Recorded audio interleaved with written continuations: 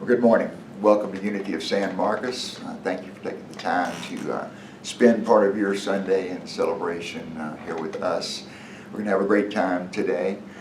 You can, if you're following this on Facebook and wherever you see this posted and everything, we welcome you to continue to follow us here on social media for great content as we move through the year. And my name is Rick Busby. I'm a licensed Unity teacher. I'm the guest speaker and musician here today, and we hope you enjoy yourselves and hope you come back. We have peace and blessings for your day. Thank you so much.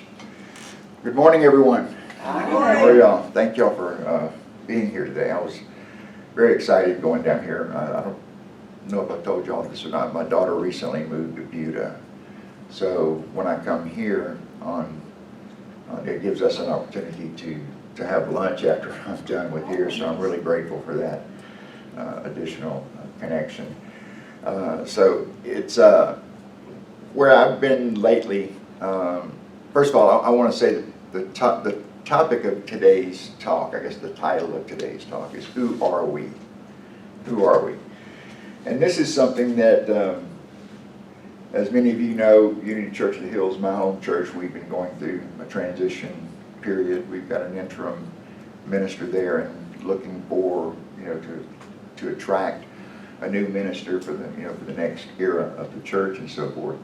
And since even before COVID for us, we kind of entered into a crisis of sorts. We had a transition with our senior ministers. We had one retire and then a couple that was hired, and it kind of didn't work out, and it was a little contentious. And then we had COVID, and then we had another minister, and now we're once again looking for another minister. So it's been it's been 6 or 7 years that this, what Charles would call chemicalization, has been going on. Psychologists and everybody would call it cognitive dissonance. But basically what it boils down to is that we find ourselves in a crisis of identity. What are we? Who are we? How are we calibrating? All of those questions are being contemplated by the leaders, at my home church. And I've been moving around and so forth, and this past year I've kind of consciously taken some time off from my volunteer service to my community. So the contemplations are going on that are kind of setting the stage for how that evolves and what choices we make as a community moving forward. And I've kind of largely taken myself out of that conversation. And as I've been going through this year, dealing with some brief stuff, there's life changes and things like that that have been going on. I'm taking the time out for that. But I'm asking myself this question on an ongoing basis. Who am I? Who are you? Like when I look at you, what am I seeing? We talked about that generosity, and by acknowledgement, we could have just easily said the word of the day was namaste, because namaste embodies that idea of, if I'm seeing the Christ in Angie as I'm looking at her, I'm actually seeing from my Christ self, because my ego self wouldn't let me see the divinity in her. I would still be seeing her as separate from me. So it's a mutual exchange. Whenever I see from my authenticity and I choose to connect from that awareness and express from that awareness, that I'm naturally seeing the divinity in everybody else. And I naturally give them grace, and forgiveness, because I know what a challenge it is to first, make that decision and set that intention to identify with my Christ self, so to speak, and then the courage and the willingness and the strength and endurance to continue to practice that over time. And so with every choice, we're actually choosing what it is that we identify with. Every choice that we're actually answering that question, who am I? Am I a child of God, connected to Source with all potential creative power available to me? And if so, and I accept that that's true, then I'm choosing from that context. I'm choosing from a place of power and empowerment. Conversely, if I don't identify with that and identify with something else, I'm going to get the fruits and rewards of whatever that choice is.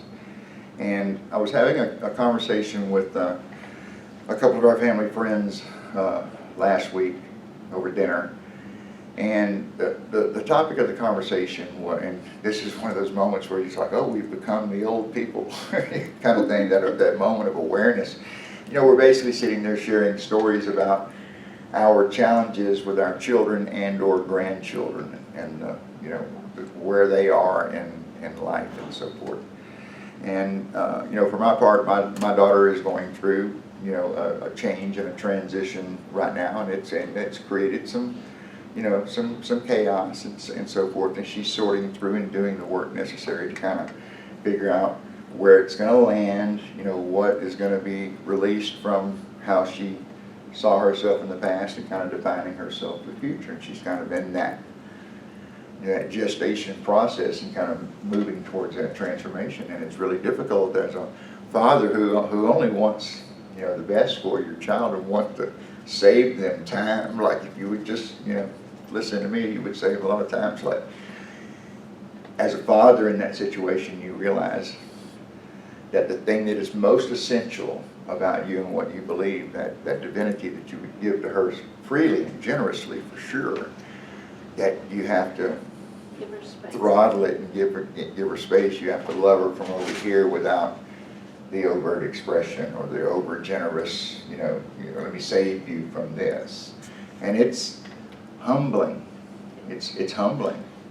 And in that moment, which creates kind of a crisis for me as a dad in that kind of dynamic, it's a leaning back on God, it's a leaning back on wisdom, it's a leaning back on that inner Christ, and just that recognition. The only real choice is to continue to love her no matter what.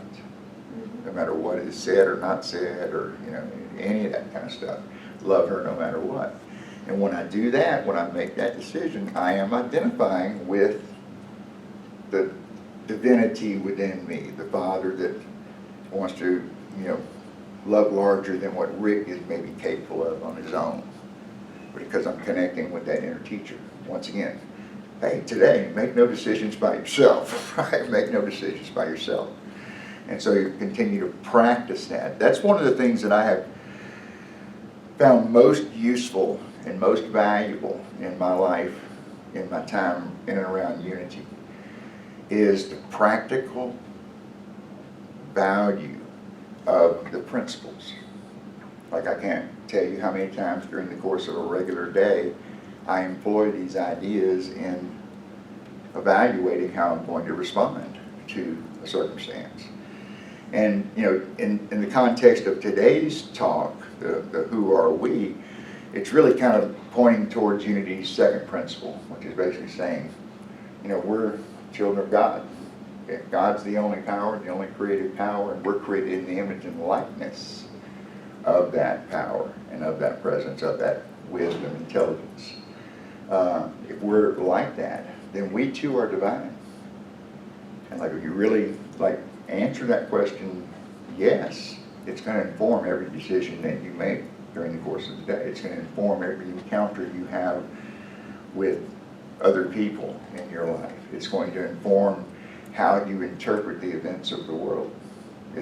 It's all getting down to one thing. This conversation I was having with these family friends last week was about that. And we all, myself included, expressed our kind of concerns and woes and frustrations and challenges as parents and grandparents. And one of the women kind of felt a little frustrated and a little, you know, hopeless. It's like, well, what do we do? It feels like 1,000 things that you gotta like address. It's like it's going on so many levels right now. It's like, which one do I, you know, pat out first or whatever? Where do I put my priorities? I gotta stomp out 1,000 fires before I can find peace. That's like exhausting just as a proposition. And as she said that, what dropped into me was like, no, it's really only one choice. It's only one decision. It's like, remember I said, be in the world, not of the world, and how much I value that? That's this, is that if I'm seeing 1,000 different things that I got to put back in order before I can feel safe or be at peace and everything. And if I see that, then I'm not only being in the world, but I'm being of the world. I'm being attached to the world, as if those 1,000 things are the things that I need to manage before I can experience peace and safety and so forth. And in reality, it's one. Be in the world, not of the world means, hey, we are in the world, acknowledge that that's going on. Be not of the world means don't be attached to the world. Connect with that indwelling divinity. Connect with that indwelling Christ presence. Connect with that inner teacher. Connect with that divine component of who we are. That work, when we engage that work, we find that it's a challenge to, choose consistently, because we're constantly faced with how are we valuing ourselves? Are we still seeing ourselves as a child of God? Because if we are, we're totally entitled to that. We won't feel guilt, shame, and resistance, whatever. We know we can go there because we're created in the image and likeness. So if I identify with that first, like before I have a favorite sports team, or a family that I came from, and a family history and geography and all the other kinds of things that I can identify with. But I identify first with that part of me that is divine. Then every other choice has to go through that frame of reference, has to go through that lens. Oh, I'm a child of God, so when I see Angie, oh, she's a child of God too. We're all children of God, without exception. Even the people that might challenge me personally, they too are children of God, and that becomes the practice. But it's the willingness for me first to connect with that awareness of my own indwelling divinity that makes it a natural to express it to everybody else. It's doing that internal work and then expressing it in every encounter, like the wait person at a restaurant, the convenience store clerk. Somebody comes to trim your trees or do your lawn or whatever the case may be, that they're not just somebody who comes there every 2 weeks and runs around your yard, but that you have a connection to them. Do I do this personally perfectly all the time? No, I don't. But I'm aware. It's like that's just one step away, one choice away from creating that experience of connection that we all kind of affirm. We all kind of in a vision of heaven, that everyone would feel connected and everyone would feel peace, and there wouldn't be that. So it's like, what am I identifying with? Who am I? Who am I? It's like, I'm a willing student, so to speak, who's willing to do the work to figure it out, to connect with that indwelling Christ, and to do my best. And I think if we practice that, and Unity taught me this. That's one of the points, is that the Unity principles taught me that. Mainly because of the fifth principle, it's the action principles. Like these other things, these other four, they're just statements of truth. They don't really have any power or effect in your life unless you're willing to practice them. That's what spoke to me as a student, was like, okay, I'm willing to practice. What are they asking me to practice? And are these useful ways of looking at it? And every choice that I made to align and go, I can be an advocate for that. I see the value of that. Then you embody them. You're no longer, consciously thinking about them, because you've internalized these four principles and you're taking action on it in your life. To me, that's always been the history of Unity, is that it has helped people connect with that transformative power and energy within themselves, that Christ self. And it was helpful, so it had value. Okay, is it valuable to know and understand the divine component of who you are, right? And if you go, yeah, that would be helpful to know. Yeah, I could see that. That would have benefit in my life. Okay, well, now that's possible. What's the pathway to do it? What's the practice? What's the way that I need to see? What's the way that I need to express myself in order to create those conditions? So that basically you can experience heaven here on earth, so to speak, is where it goes. But it all starts with that choice of which part of me am I identifying with? Which part has prevalence? And for me, it's like, it's much easier to see one decision than it is to try and put out 1,000 fires, right? If I can come from this point of view, my evaluation of all the 1,000 fires in the world changes. It changes because I'm now identifying with a place of power, divine power, that is our God-given birthright. That is our birthright. And so, but it's for us to prepare ourselves to accept and receive those things. The gifts are freely given. They're given in grace. Those are our blessings. That's our abundance. That's our opportunity to experience prosperity. All the gifts of heaven, all God's gifts are available to us. Our work is to really prepare ourselves to receive them and be willing to, express them. Be generous of spirit, as we've already talked about here earlier today. That generosity of spirit, because I'm giving from a place of power. How are we doing on time? Okay. So let me just wrap up this way. This process that Unity Church of the Hills has engaged, the process that I've engaged, which has been brought on by a multitude of factors. Grief, losing my mother. Just pre-COVID, there was a whole string of losses there and so forth, and just kind of taking time to honor that. But it's put me into a position to where I've had to do this investigation. My white stone word at the beginning of the year that I, got in my meditation, put on my white stone, was serve truth. That was what I got there, and I keep that little stone right beside my bed. It's right by my night lamp, and I see it, every night, kind of before when I turn out the light and get ready to go to bed. And it's been presence like, what does that look like? What does it really, really mean like to serve truth? Well, first of all, it's serve from the truth of who you know you are, who you're, that divine component. That's the first step. And then the rest is, you're being led by Spirit at that point in time. It comes a point in time where it's not you doing anything, you're just becoming available, making yourself available to Spirit to be a channel of that love. And it's about us preparing ourselves through being ready to receive.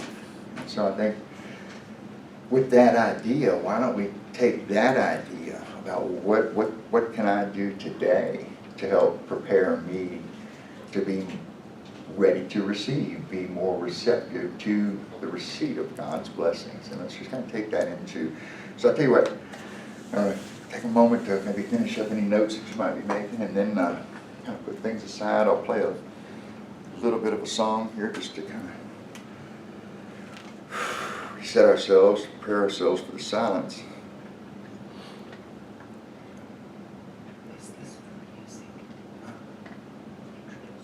Oh, yeah. So which one? Yeah, there we go. Okay, so some of y'all probably have, I don't play this one very often, but I know many of you may know it. A song written by Ron and Carol Harris, called In This Very Room.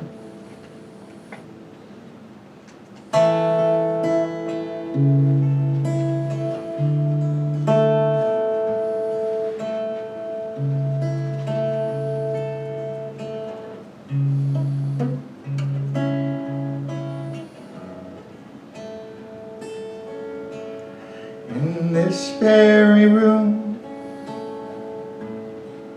there's quite enough love for one like me. And in this very room, there's quite enough joy for one like me. And there's quite enough hope and quite enough power to chase away any gloom.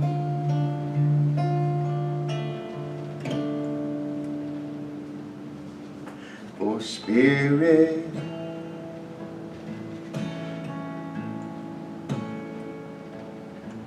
sweet Spirit,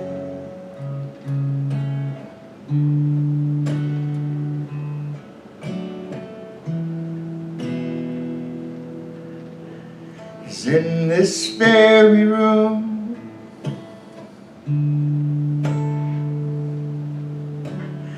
In this very room,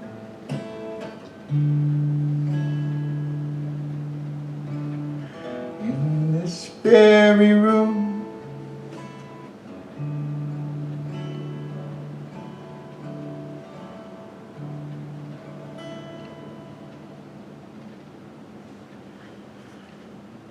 this very room.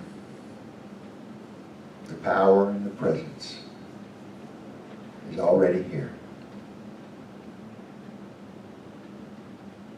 We come into that connection, we come into that awareness of our communion with that power, with that presence. We make ourselves available to the inner teachings of that divine component, the divine Christ self that we are. We know that we have this inner teacher wherever we go. All truth, all knowledge, all power is available to us in that connection. So as we prepare ourselves for a few moments in silence to commune and connect with that indwelling awareness, we ask for guidance. What is mine to do? Show me ways in which I can be generous of that Christ spirit, to be willing to see the Christ in every other person. What is mine? What can clarify my own vision?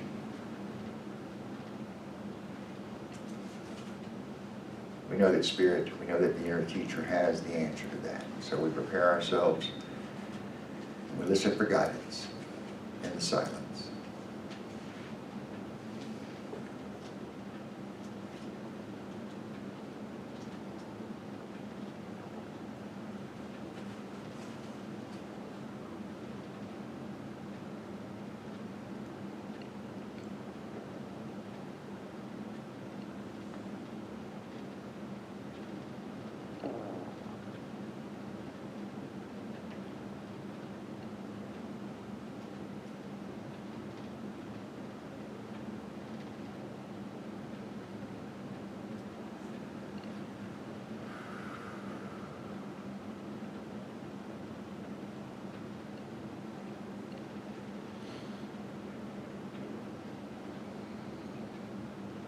As we begin to gently draw our attention back into this sacred space, we do so knowing that wherever we are, God is. Wherever we are, the Christ is. Wherever we are, our connection to that source, our connection to that divine identity as children of God, we find that in that silent space, in that indwelling conversation with that perfect Christ imprint that we are. We acknowledge that connection. We acknowledge that communication with Source. We know that all wisdom is ours, all knowledge, all power, all of it is with us, all of the gift of heaven. And we prepare ourselves to receive, we prepare ourselves to be willing students to practice the truths that we believe. For the truths and the power, for the support, for the love. We say thank you, thank you, thank you, living, loving Spirit. We pray all of this in the name and the nature of the indwelling Christ. And so it is. And so we allow it to be. Amen.